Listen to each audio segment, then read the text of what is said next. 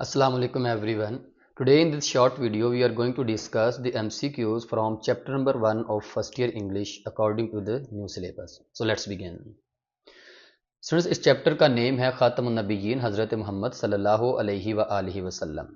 अब इसकी एक्सरसाइज में से बहुत ज़्यादा MCQs आपके पेपर में सेट होंगे और हैं भी वो काफ़ी ज़्यादा। उनमें से फर्स्ट 10 को हम डिस्कस करेंगे। सबसे पहले हमारे पास आ जाता है इसमें से बीजोस, fill in the blanks using the correct forms of the words in the parenthesis. अब इसमें MCQ नंबर 1 है, the society of Mecca at the time of रसूलुल्लाह खातमुन नबिय्यीन सल्लल्लाहु अलैहि वसल्लम birth was marked by widespread, आगे blank and injustice. Three option है हमारे पास यहाँ। नंबर 1 है आइडल, दूसरा आइडोलिट्रस और तीसरा है आइडोलिट्री। इसका जो राइट ऑप्शन है वो होगा आइडोलिट्री। आइडोलिट्री क्यों होगा? बिकॉज वाइड स्प्रेड एक एडजेक्टिव है और एडजेक्टिव के बाद हमने नाउन का यूज करना होता है, तो आइडोलिट्री यहाँ पर हमारे पास नाउन है, तो इसी को हम टिक करेंगे। आइडोलिट्रस जो है वो एडजेक्टिव है और आइडल भी एक एडजेक्टिव है। MCQ number 2, despite early personal losses रसूलुल्लाह खातमुन नबिय्यीन सल्लल्लाहु अलैहि वसल्लम grew into a man of remarkable, आगे ब्लैंक फुल स्टॉप। अब यहाँ पर थ्री ऑप्शन हमारे पास, करेक्टर है, उसके बाद करेक्टराइज है, उसके बाद करेक्टरिस्टिक है। इसका जो राइट ऑप्शन होगा वो होगा करेक्टर। करेक्टर क्यों होगा? उसकी वजह ये है कि रिमार्केबल एक एडजेक्टिव है और एडजेक्टिव के बाद हमने नाउन को यूज करना होगा। करेक्टराइज एक वर्ब है और उसके बाद करेक्टरिस्टिक भी एक एडजेक्टिव है, लेकिन हमने यहाँ पर नाउन को प्रीफर करना होगा। Character should be the right answer here. MCQ number 3, he is Khatamun Nabiyyin sallallahu alaihi wasallam.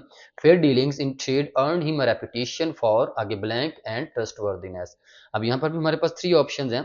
Honest है, ऑनेस्टी है, ऑनेस्टली है। यहाँ पर जो राइट ऑप्शन है वो होगा ऑनेस्टी। ऑनेस्टी क्यों होगा? उसकी वजह ये है, फॉर एक प्रेपोजिशन है और प्रेपोजिशन के बाद हमने नाउन, प्रनाउन या नाउन फ्रेज यूज करना होता है। ऑनेस्ट यहाँ पर एडजेक्टिव है, ऑनेस्टी नाउन है, ऑनेस्टली एक एडवर्ब है, तो honesty should be the right answer. MCQ number 4, by participating in हिल्फुल फुजूल ही खातमुन नबिय्यीन सल्लल्लाहु अलैहि वसल्लम showed his life long commitment to, आगे ब्लैंक एंड जस्टिस। अब यहाँ पर एक इसको जरा ठीक कर लीजिएगा, एंड यूज नहीं होगा, ये गलत है। कमिटमेंट टू के बाद हम मोस्टली क्या करते हैं?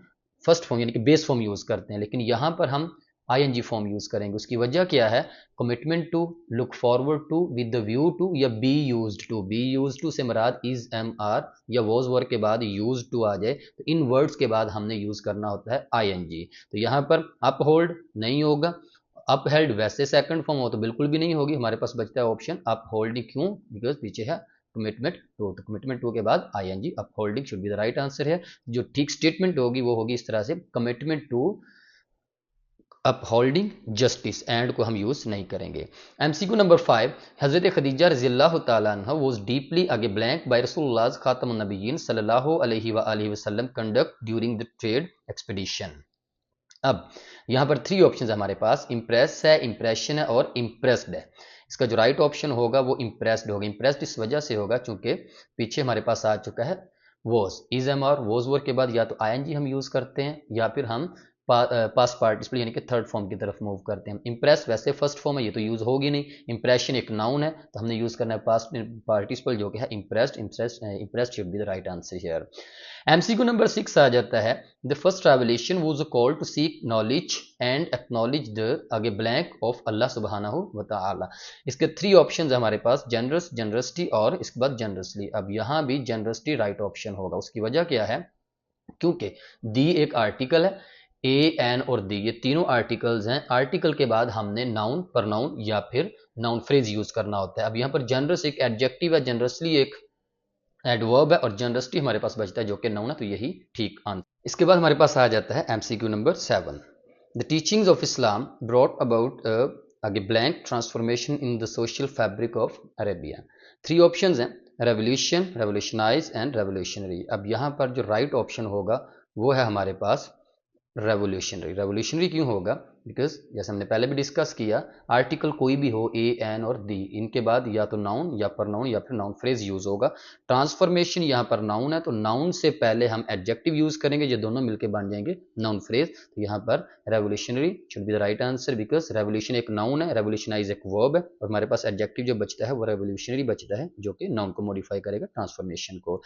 MCQ नंबर 8, डिस्पाइट परसिक्यूशन रसूलुल्लाह खातमुन नबिय्यीन सल्लल्लाहु अलैहि वसल्लम continued to preach with patience and, आगे ब्लैंक फुल स्टॉप। 3 ऑप्शन है, रिजिलियंट, रिजिलियंस एंड रिजिलियंटली। यहाँ पर जो राइट ऑप्शन है वो होगा बी, जो कि है रेजिलियंस। रेजिलियंस क्यों होगा?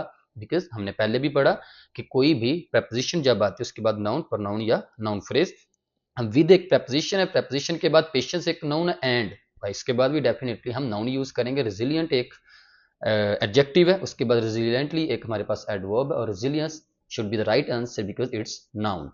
इसके बाद MCQ number 9, the charter of Medina introduce principles of civic, आगे blank and justice for all citizens.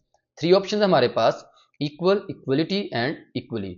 अब यहाँ पर जो राइट ऑप्शन होगा वो होगा बी, जो कि इक्वलिटी। इक्वलिटी क्यों होगा? बिकॉज सिविक, सिविक हमारे पास एक एडजेक्टिव है, और एडजेक्टिव के बाद हमने यूज करना होता है नाउन। इक्वल भी एक एडजेक्टिव है, इक्वली एक एडवर्ब है, तो इक्वलिटी एक नाउन है, यही एक राइट आंसर है। The last MCQ is the Hijra was अगे blank moment that led to the establishment of the first Islamic society. 3 options हैं, डिसाइड, इसके बाद डिसीजन है, और उसके बाद डिसाइसिव है। अब इसका जो राइट ऑप्शन होगा वो डिसाइसिव होगा। उसकी वजह क्या है? बिकॉज ए एक हमारे पास आ चुका है आर्टिकल, और उसके बाद द मोमेंट एक नाउन है, और ये आर्टिकल हम यूज करते हैं नाउन पर नाउन या फिर नाउन फ्रेज से पहले। मोमेंट एक नाउन, नाउन से पहले हम एडजेक्टिव यूज करेंगे तो ये बन जाएगा नाउन फ्रेज। तो डिसाइसिव यहाँ पर क्या है? एक एडजेक्टिव है, ये हम इसको टिक करेंगे। डिसाइड एक वर्ब है, डिसीजन एक वैसे नाउन है, इनको हम यूज बिल्कुल भी नहीं करेंगे। तो decisive is should be the right answer here. ये 10 एमसीक्यूज थे स्टूडेंट। इसके बाद नीचे ये काफ़ी ज़्यादा और भी एमसीक्यूज हैं, इनके मैं स्क्रीनशॉट लगा देता हूँ, आप इनको सेव कर लें अपने पास। विद राइट आंसर्स हैं ये सारे के सारे। हाँ, अगर आपको ये लगता है कि आपने ये एमसीक्यूज भी समझने हैं तो मुझे कमेंट बॉक्स में आप रिप्लाई कर दीजिएगा, मैं इंशाल्लाह फिर इन पे भी एक न्यू वीडियो बना दूंगा, if you students want. Thank you.